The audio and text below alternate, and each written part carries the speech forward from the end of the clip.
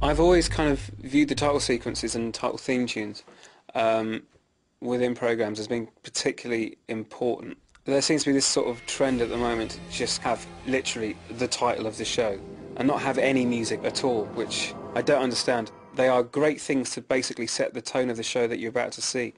A great example of something not working in any way at all, probably Hollyoaks, which is ugly in all ways kind of possible. On a positive side, at least they've made a title sequence, and it's, you know, and it's more than 3 seconds long. So that brings me around to whom I really want to talk about, and that's Ronnie Hazelhurst. If you watched any comedy throughout the 70s and the 80s, you'll be more than familiar with his theme tunes. I've always adored his work, to be honest. In my opinion, he sets a perfect tone for each program, you know, that he's been asked to work on. What Ronnie managed to do was create catchy melodic themes that are impossible to forget. Things like some others do have, and like 2 recorders. But, you know, you just couldn't, you know, sort of whistle that, you know, forever. Are You Being Served is like a really good example.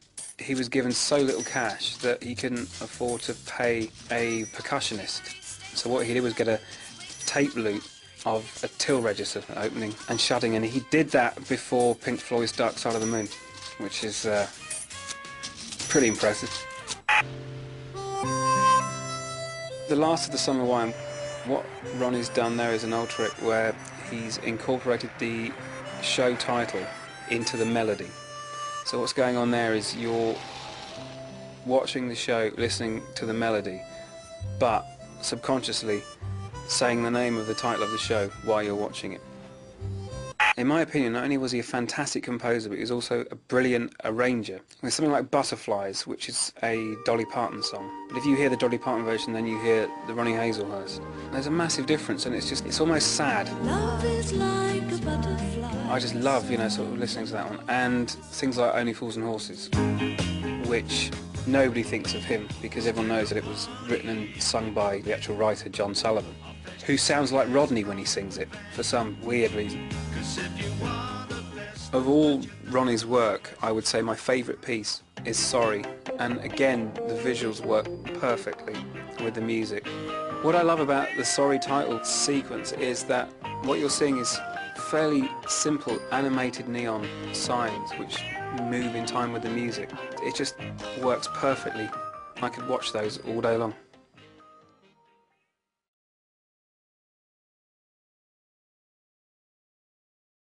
Now we've got a cartoon from them sick boys at fatpie.com, innit? We've got an update. Phase 2. Conversation. Association. Integrated. Advert. Sounds awfully complicated. It just means after the conversation, use your RCB box to determine your advert. Don't forget to link arms. Looked out on me, but I tell you what, I've still got a lipsticks. Oh, for fuck's sake. Stumble over to Sheridan's Cosmetics for Lippy Blusher Tam. Fucking sick of doing them. Quick. You got time for that? Don't worry about it. If it's not Patrick Swayze, it's nothing, mate. Oh, that's not good news. I remember the days when people lived for my ideas. Next up is what I call an aeroplane. Yeah, I've got one, it's crap. It's a flying vessel. Fly that one by us again, pal. For carrying people. It's a bit plain, isn't it? But carry on, pal, carry on. To new land. Why, they just made them? Have them removed. Look at all them lemons! Are they all for me? We're down to a skeleton staff now, Wes. Cheers, Wes! Forget about that tenner, eh? As time went on, Lazy Lemon's creations fell into decline and he lost control of his empire. Attention, committee. I present this week's creation. The bin back. Finally bringing together two of the most important elements in our world. For all this talk about ageism in telly, it's refreshing to see BBC Two bucking the trend by wheeling out a major new drama serial starring a 500-year-old man called Henry. The Tudors is a glossy, sexually charged historical epic very much in the mould of Rome. It stars Jonathan Rhys-Meyers as a young Henry VIII in his pre-beard, pre-mead-gut days, supported by a cast of familiar faces, namely Sam Neill as wormy Cardinal Wolsey and Jeremy Northam as God-fearing Thomas More. The series opened with Sean Pertwee having his successful voiceover career cruelly cut short by some knife-wielding French bastards. See? And this annoys King Henry so much, he decides it's cause for war! And then, before the opening titles have even finished, he nips off for a quick post-declaration of war shag. And then he kisses some boobs, and then he gets talked out of the war, and then he has a post-being talked out of a declaration of war shag. You get the picture. Despite being married to a Spanish MILF, Henry's a bad lad with an eye for the ladies. In fact, he's a bit like a rock star. He does all the usual rock star cliches. He shags groupies, trashes hotel rooms, gets blowjobs from groupies, hangs out with other rock stars, namely Chris Martin, Daniel Bedingfield, and bloody hell, Avril Lavigne's let herself go. Okay, that wasn't really Daniel Bedingfield, it's Edward Stafford, the Duke of Buckingham, or the Duke of Buckingham, as he'd call himself. His father seized the crown on the battlefield, and no real claim to it, only for a bastard on his mother's side. Grace's family is more ancient. I'm a direct descendant of Edward II. This is my crown, and this is my court, not his crown or his court. That bloody Henry VIII. Ooh. It's treason, Your Grace. No, it's not. It's reason. Reason I hate Henry VIII. Anyway, the Duke of Bedingfield is pretty luckless and dim. He loses jousting tournaments, dresses like Mr. T several hundred years before it's fashionable, and can't walk into a room without catching some cocky Hollyoaks type knocking one off his daughter. What's this? Brandon. That's what it looks like. You violated my daughter. That's correct for 20 points, and your next question, Lord Buckingham, is what was he violating her with?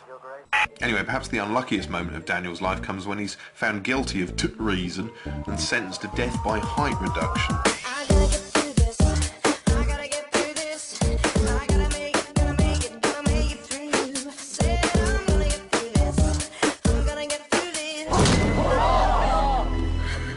The Tudors is all very well made, but it's not without some glaring flaws. Some have questioned the historical accuracy of the series. I'm so completely ignorant about history that doesn't bother me, although I am pretty sure they didn't have desk fans back in ye olden times. The first and most noticeable problem is the sheer amount of sex, which is actually quite distracting. There's bare flesh all over the place, countless sex acts, and even hardcore close-ups of ring-kissing action. Apparently it tastes a bit like licking a battery. Added to that, some of the captions are incredibly patronising, and much of the self-consciously clever political dialogue is outrageously clunky. As a humanist, I have an abhorrence of war. In places, Jonathan Rhys-Meyers looks so much like Malcolm McDowell, the whole thing feels like a medieval Clockwork Orange spin-off. What's more, this Henry's just not convincing as a head of state. Even when he's doing politics, you're not convinced he actually understands a word of what's being said. The treaty also envisages the creation of pan-European institutions.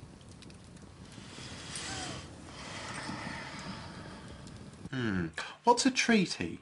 It's the application of humanist principles to international affairs. That reminds me of something I did the other day. Okay, that's good. Okay. Great stuff, baby. Okay, what I want you to do is kind of pull a face like the application of humanist principles to international affairs. Okay. Awesome. That like totally sums it up. Now we're going to do fascism, okay? Anyway, Henry is the main problem with the show. He's just not likeable or interesting enough to warrant your attention. Partly because he's so young, partly because he seems to be wearing hair gel, partly because he spends much of his screen time being showered with gifts or getting nuts deep in a procession of wenches, but mainly because he acts like a prick.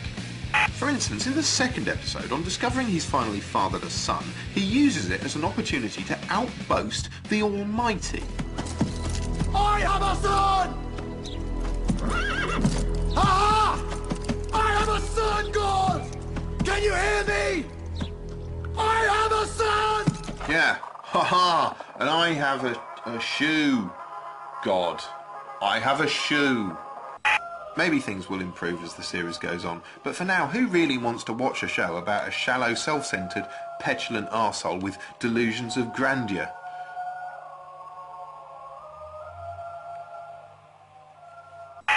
Is it? That's about all we got time for this week, yeah? Next time, we're making our own ruthless elimination show and that, yeah? You get me? It will be sick. When you hear them sirens, come here. I can hear them sirens, come here.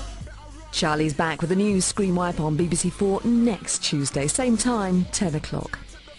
Next tonight, another chance to see the documentary film about a dedicated, remarkable teacher and his charges in a small, rural French school. The wonderfully warm and witty Être et Avoir. Next.